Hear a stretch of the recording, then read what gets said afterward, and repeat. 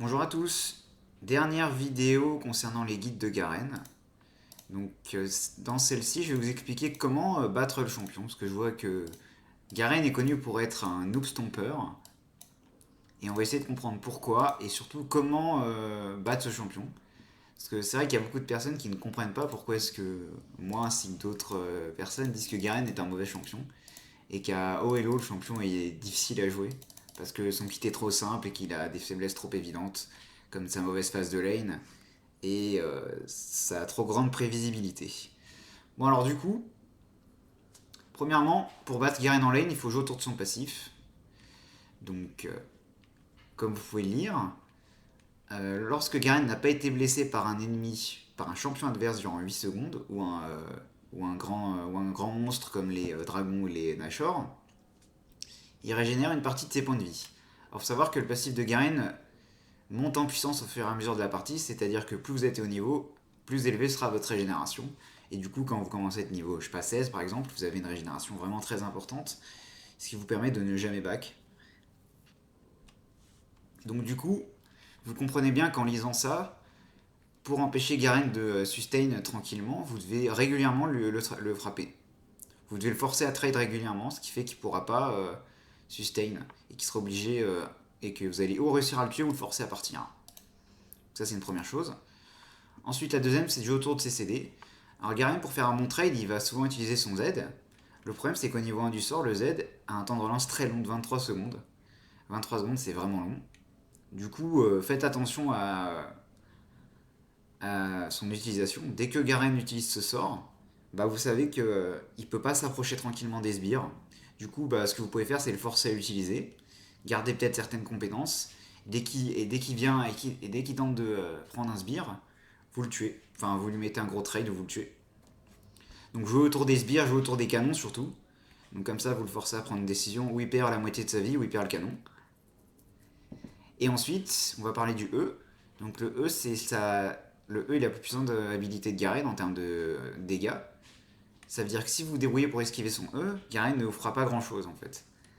Du coup, vous pouvez aussi jouer autour de ce sort là. Et il y a des champions qui peuvent très facilement éviter ce sort, hein. Même des champions très corps à corps comme Darius, vous pouvez kiter Garen, hein.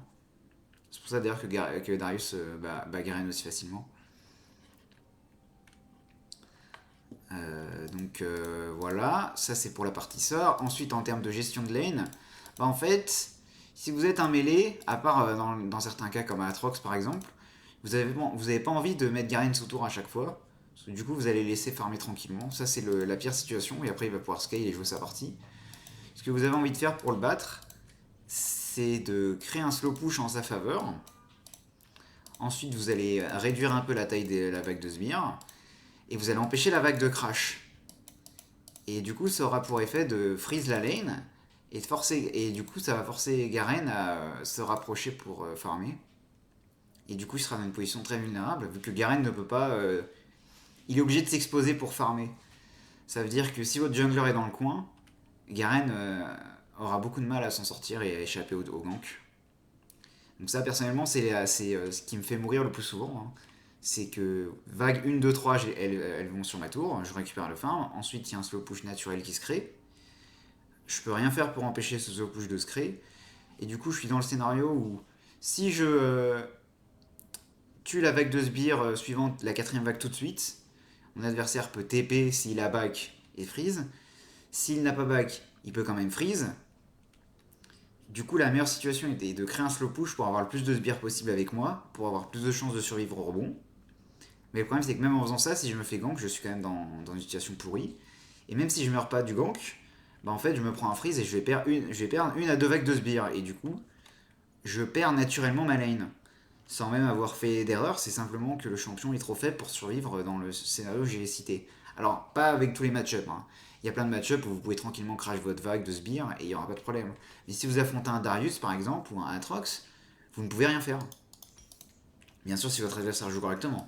Si votre adversaire joue correctement, il saura exactement tout ce que je vous ai dit, ça fera partie du plan de jeu.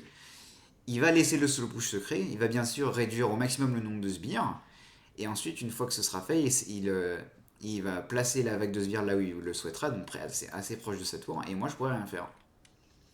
Et du coup, c'est comme ça qu'on bat Garen.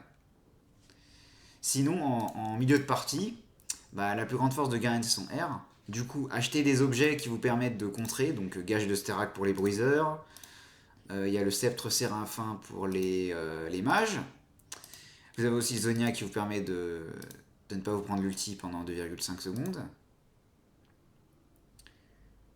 Et je pense qu'en termes d'objets, en termes d'adaptation, c'est à peu près tout, hein. C'est les principaux éléments qui vous permettront de survivre face aux champions. Voilà. Bon, après, il reste très prévisible, hein. Donc, à part vous faire un flash Q, il n'y a, y a pas beaucoup de possibilités. Bon, sur ce, je vous laisse. J'espère que ces quelques conseils vont vous aider dans vos parties. Et je vous dis à la prochaine. Salut!